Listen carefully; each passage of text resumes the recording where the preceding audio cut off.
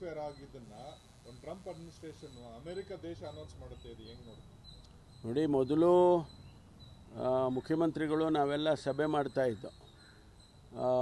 ಆ ಸಭೆಯಲ್ಲಿ ನಾವು ಏನೇನು ತಯಾರಿ ಮಾಡ್ಕೋಬೇಕು, ಎಮರ್ಜೆನ್ಸಿ ಸಿಚುವೇಷನಲ್ಲಿ ಏನೇನು ಕ್ರಮ ತೊಗೋಬೇಕು ಅಂತ ನಾವೆಲ್ಲ ಮುಖ್ಯಮಂತ್ರಿಗಳು ಸಭೆ ತೊಗೊಂಡಿದ್ರು, ಚರ್ಚೆ ಮಾಡ್ತಾಯಿದ್ದು. ಆ ಸಂದರ್ಭದಲ್ಲಿ ಟ್ವೀಟ್ ಬಂತು. ಫಸ್ಟ್ ಟ್ವೀಟ್ ಬಂದದ್ದು ಟ್ರಂಪ್ ಅವ್ರದ್ದು. ಆ ಟ್ರಂಪ್ ಅವ್ರದ್ದು ಟ್ವೀಟ್ ಬಂದಾಗ ಸೀಸ್ಫೈರ್ ಅನೌನ್ಸ್ ಮಾಡಿದ್ರು ಅವರು. ಆ ಸೀಸ್ಫೈರ್ ಅನೌನ್ಸ್ ಮಾಡಿದಾಗ ನಾವೇನು ಅಂದ್ಕೊಂಡು ಅಂದ್ರೆ ಇನ್ನೂ ಏನು ನಮ್ಮ ಡಿಫೆನ್ಸ್ ಮಿನಿಸ್ಟ್ರಿಯಿಂದ ಅಥವಾ ಕೇಂದ್ರ ಸರ್ಕಾರದಿಂದ ಯಾವುದೇ ಕ್ಲಾರಿಫಿಕೇಷನ್ ಬಂದಿಲ್ಲ. ಇವರು ಹೇಗೆ ಇವರು ಅನೌನ್ಸ್ ಮಾಡ್ತಾರೆ, ಅದು ಕಾಯ್ದು ನೋಡೋಣ ಅಂತ ಅಂದ್ಕೊಂಡ್ವಿ. ವಿದಿನ್ ಹಾಫ್ ಆನ್ ಅವರಲ್ಲಿ ನಮಗೆ ಡಿಫೆನ್ಸ್ ಮಿನಿಸ್ಟ್ರಿ ಸ್ಪೋಕ್ಸ್ ಪರ್ಸನ್ ಮಾತಾಡಿದರು. ಮಾತಾಡುವಾಗ ಅವರು ಈ ಥರ ಸೀಸ್ಫೈರ್ ಆಗಿದೆ, ಅಮೆರಿಕನ್ ಇಂಟರ್ವೆನ್ಷನ್ನು ಅದು ಇದೆಲ್ಲ ಹೇಳ್ತಾಯಿದ್ರು. ಇದು ದೇಶದ, ನಾನು ಹೇಳಿದಾಗೆ, ರಕ್ಷಣೆಯ ಪ್ರಶ್ನೆ.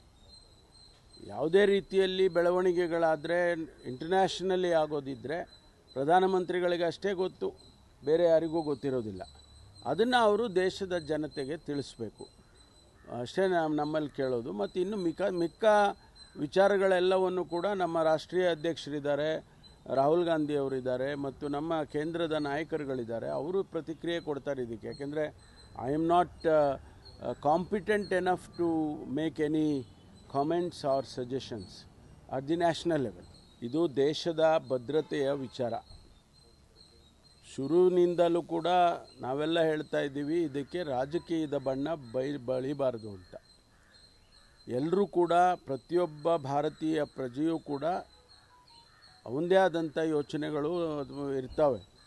ಆದರೆ ನಾವೆಲ್ಲರೂ ಕೂಡ ಒಟ್ಟಾಗಿ ನಮ್ಮ ಈ ದೇಶದ ರಕ್ಷಣೆಯನ್ನು ಮಾಡೋದಕ್ಕೆ ನಾವೆಲ್ಲ ಸಹಕರಿಸಬೇಕು ಅನ್ನುವಂಥದ್ದು ಮೂಲತಃ ಇರೋವಂಥದ್ದು.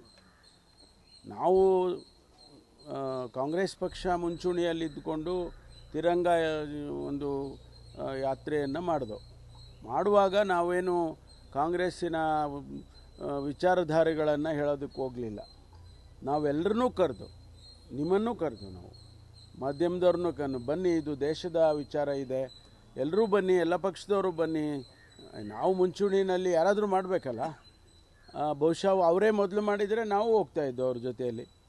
ನಮ್ಮನ್ನು ಕರೆದಿದ್ದರೆ, ಒಂದು ವೇಳೆ ಅವರು ನಾವು ಮಾಡಿದ ಕೆಲಸ ಅವರೇ ಮಾಡಿದರೆ ನಾವು ಅವ್ರ ಜೊತೆಯಲ್ಲಿ ಹೋಗಿ ಸಹಕರಿಸ್ತಿದ್ದೋ. ಅದರಿಂದ ಈಗ ಅವ್ರು ಮಾಡ್ತಿದ್ದಾರೆ, ಮಾಡಲಿ.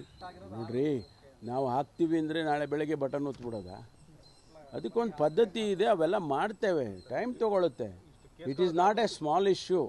ನಾವು ಮೇಲ್ನೋಟಕ್ಕೆ ಹೇಳಿದಾಗೆ ಅಲ್ಲ ಅದು. ಇದು ಎಲ್ಲೆಲ್ಲೋ ಪೋಸ್ಟ್ ಮಾಡ್ತಾನೆ, ಅವನ್ನೆಲ್ಲೋ ಫಾರಿನ್ ಕಂಟ್ರೀಸಲ್ಲಿ ಕೂತ್ಕೊಂಡು ಪೋಸ್ಟ್ ಮಾಡ್ತಾನೆ.